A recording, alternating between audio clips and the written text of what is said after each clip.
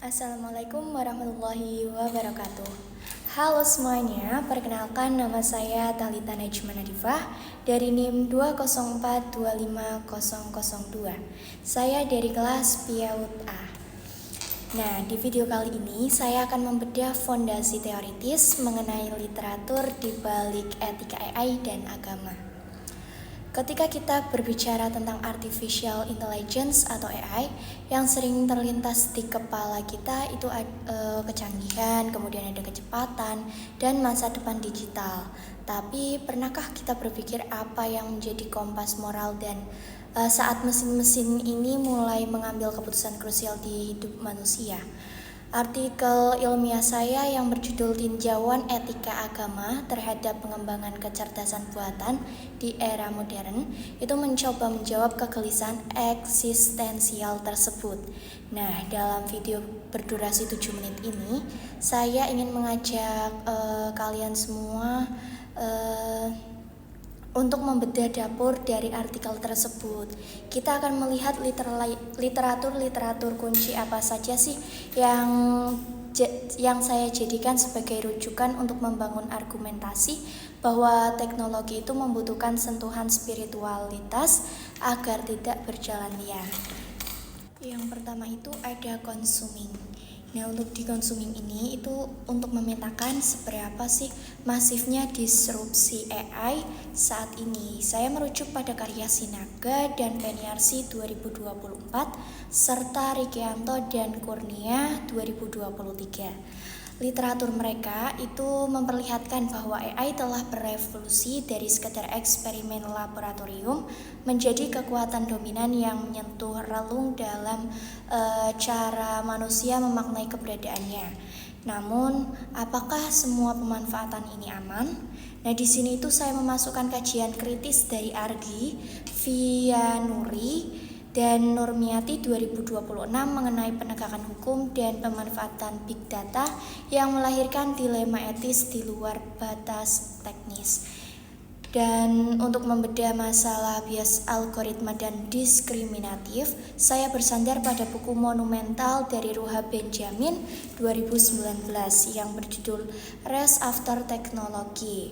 Buku Benjamin ini itu sangat krusial karena membuktikan secara ilmiah bahwa AI itu bukanlah alat netral yang bebas nilai, melainkan berpotensi mereproduksi ketidakadilan sosial jika datanya bias. Setelah memetakan masalah, bagaimana sih solusinya? Nah, di sini artikel ini itu membawa perspektif etika agama sebagai filter etik. Untuk membangun jembatan antara sains dan agama, saya merujuk pada pemikiran Adi Nugraha dan Kopir mengenai pentingnya harmonisasi keduanya agar teknologi memiliki kendali moral yang kokoh. Selanjutnya, bagaimana nilai agama ini bisa membentuk karakter manusia di era modern? Nah, di sini itu saya menggunakan buku dari Novianti dan kawan-kawan 2024 yang mengupas tuntas peran agama Islam sebagai pembentuk karakter manusia di era disrupsi. Tapi tidak hanya itu, untuk melihat bagaimana pembentukan etika digital ini itu bisa diterapkan nyata di tingkat generasi muda. Nah, saya di sini itu mengambil rujukan dari Taufik 2025 yang membedah konsep etika digital remaja lewat kacamata filsafat pendidikan Ibnu Tufail. Melalui literatur ini, saya berhasil mengeksplorasi bahwa agama bukan doktrin kuno yang pasif, melainkan subjek aktif yang menawarkan solusi konkret. Selanjutnya, untuk puncak dari sintesis artikel saya adalah bagaimana nilai spiritualitas ini mewujudkan dalam ekosistem digital yang inklusif.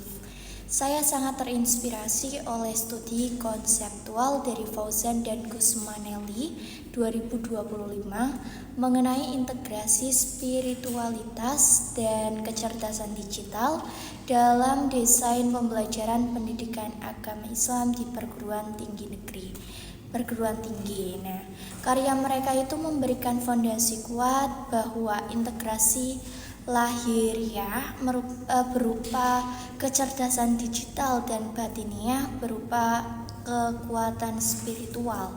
Terbukti efektif menciptakan manusia yang adaptif sekaligus berakhlak mulia.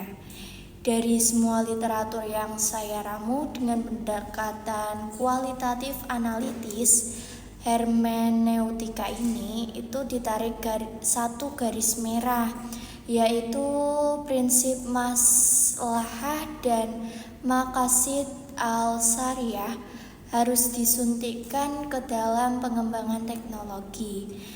Tujuannya itu agar setiap baris kode yang diciptakan oleh para ilmuwan bermuara pada kebermanfaatan publik yang luas. Jadi itu bukan hanya sekedar keuntungan materialitas mata saja. Selanjutnya untuk kesimpulannya, itu rujukan-rujukan ilmiah yang saya pakai dalam artikel ini itu saling melengkapi semua. Mulai dari membedah ancaman teknis teknologi hingga yang menawarkan ketenangan spiritual keagamaan.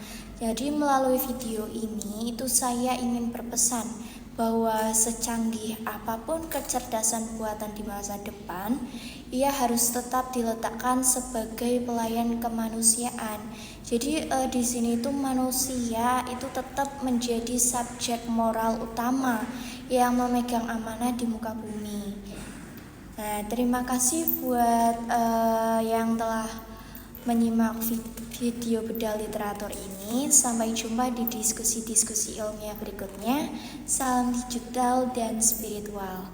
Terima kasih. Wassalamualaikum warahmatullahi wabarakatuh.